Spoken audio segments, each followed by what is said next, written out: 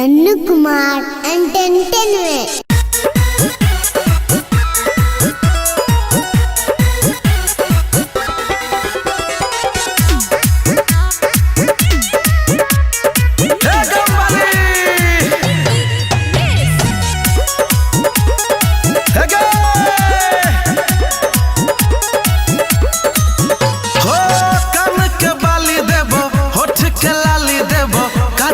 काली देवो गे गे गोरकी हाय हाय कान के बाली देवो होठ के लाली देवो काजर काली देवो गे दूध के छाली देवो आइस ने पाली देवो आम अमर पाली देवो गे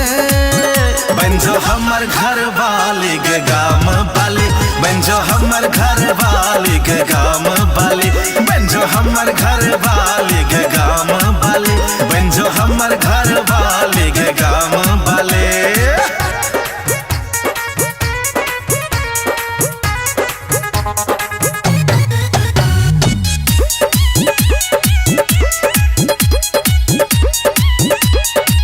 सब शौक का देवो पूरा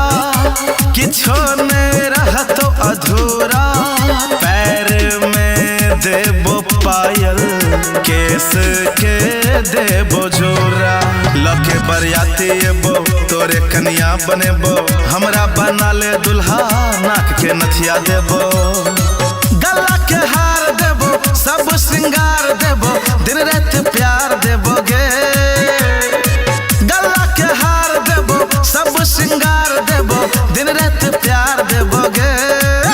बंजो हमर घर वाली गे गाम बाली बंजो हमर घर वाली गे गाम बाली बंजो हमर घर वाली गे गाम बाली बंजो हमर घर वाली गे गाम बाली।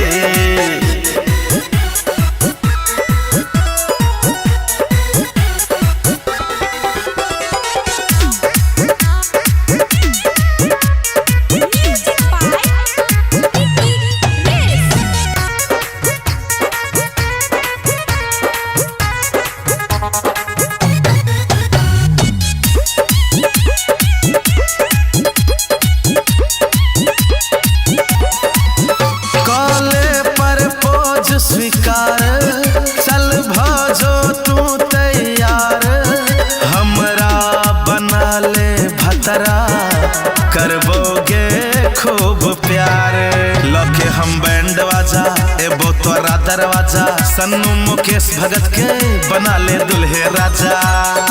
हीरा के हार देबो जिंदगी सवार देबो खुशियां हजार देबोगे